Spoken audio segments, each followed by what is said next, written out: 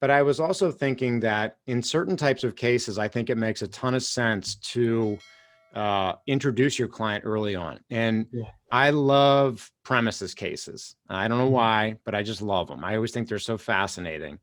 And one of the biggest impediments to winning a premises case is the stigma of your client, that the natural default before they hear anything is that your person's probably, a slip and fall artist. And, this is a made up or trumped up case or a lot of bad stuff. And I think that having a good client or credible client, I was thinking when you were talking about the gentleman before that tripped over that post in that case that you almost won, it probably helped that he worked. You know what I mean? Yeah. I find that it's incredibly important in those premises cases to have a client that works and have a client that never sued before. Those are your ideals. And I Yeah. always ask them, have you ever filed a lawsuit in your entire life before? And I said, no. Yeah. And I was thinking that because that, real anti-plaintiff framework is there in juries' minds in those premises cases, those are probably particularly good cases to talk about, the really important qualities of your client early on rather Yeah. than waiting, because it's going to change the way I think that the people are going to receive the rest of the information. I would not normally do that otherwise, So in medical malpractice cases, I don't think it's as important because, generally speaking, the patient was relatively innocent, you Yeah. know. But in those cases where there could be a lot of comparative or a lot of contrib and people are going to have sort of, different ideas conjuring in their minds of who your client is, it might not be a bad idea to get that kind of stuff out early. And that's also, I have to tell you, we have lousy voir dire here. So I don't Yeah. get to talk about anything like that with people ahead of time. Yeah. So, that is a good point. I do that at the very end. I guess is kind of when I say, now let me tell you who Nacho is.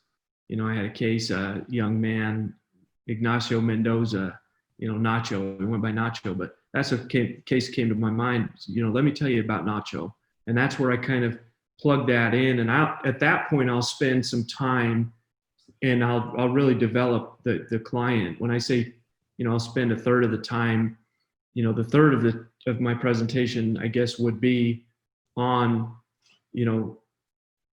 I guess, what do you call it? Vetting your client, creating credibility for your client at that point, and talking about, the good things, he's this, he's that, all these things. But here's an early influence that I had. So I'm sure Robert Eglett. Oh yeah. Amazing lawyer. So I remember that he helped me pick a jury early on in my career. He was, just gracious to do that. We gave him a small percentage, but for what he was earning then to spend the time, it just didn't make a lot of sense for him. He was a great guy to do that. But a story that he told me has always stuck with me, and I'm going to share that with you for you listeners. And this is why I do it the way that I do it. But he told me of a friend that he had that was an accountant. And his friend basically worked at one of the big regional firms, and they were kind of in school together. They'd gone and done school when he was in the undergraduate, and his friend was in undergraduate, and then he went into the law, and his friend went into accounting, but they stayed friends. And he said this friend, Ben, was the most really kind of OCD person. He was very work ethic, very strong, and he did the exact same thing every day. He would get up and he would be in the office by 8 o'clock, and he would work until 5 o'clock. He'd take a half an hour lunch, and that was it. And because of that work ethic, he started to go up the ranks of the accounting world, and he got he got promoted to manager, and then he got promoted to regional manager of that firm, and he got to a point where now he had multiple people working under him, multiple accountants. And he and his wife, because of the success, they bought a beach house down in San Diego. And they would go down there for the summer, and he would join them every Friday after work. 5 o'clock would come. He would drive down. He would spend Saturday and Sunday and then drive home and work Monday through Friday. Well, one day he gets to work, and about 10 o'clock on Friday afternoon, he says to himself, I'm done with the stuff that I can do. I can delegate the rest of this. I think I'm going to join my wife. And so he calls his wife and says, hey, what do you think if I come down early? And she says, I think that's a great idea. And so he says, okay, where do you want to meet? And she says, well, the kids have got tennis and then they've got soccer. So why don't we meet for dinner at 5 o'clock? And we'll just meet then. And he says, okay. So it only takes, 4 hours to drive to San Diego from Vegas. So he decides, well, I'm going to just take it nice and easy. I've got my convertible, going to enjoy the drive. So he stops at Newport Beach and he's driving down Pacific Coast Highway, stopping here and there. And he says, you know what, I'm going to stop and I want to get just one little taco, a street taco at this restaurant I like. It's just up the road. So he pulls up to the stoplight and he's waiting for it to turn green. When it turns green, he starts to proceed, and all of a sudden, bam, car comes through the red light, hits him and kills him. And so I want you to just finish this sentence, okay? If only. Finish the sentence for me.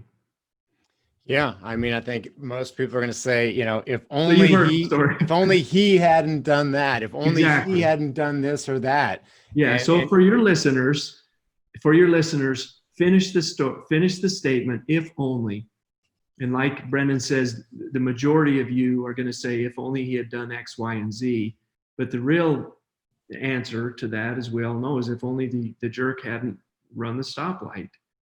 And, then you tell the story in the reverse and you talk about how, Billy was a troubled kid and he was on drugs and blah, blah, blah. And he was working, blah, blah, blah. He and his friends are out all night long. They're partying. They decide they want to go down to the beach. They're coming down the road, run the red light, hit and kill, the friend. And so when Robert told me that story, I did the same thing. I was like, well, hell, if only he'd stayed in Vegas until 5 o'clock, or if only he'd not done this, or if only he'd have done whatever. And so that's the reason that I really focus on the defense, is just that, that the cognitive biases that we have, you're filling in the information. So I kind of want to tell the story in a way that puts them on blast right off the bat, so that they don't start to fill in their story. But I like the way that you talk about it, and I'll be interested to watch some of these openings by Michael. Yeah, their whole cases are great and really get me in the right frame of mind to try. And I don't think there's a better allegory for the concept of focus of judgment on the defense at the early stages in particular, and why that's so effective and important than when you hear somebody tell that, from that point of view, that story. It just crystallizes why you need to do it.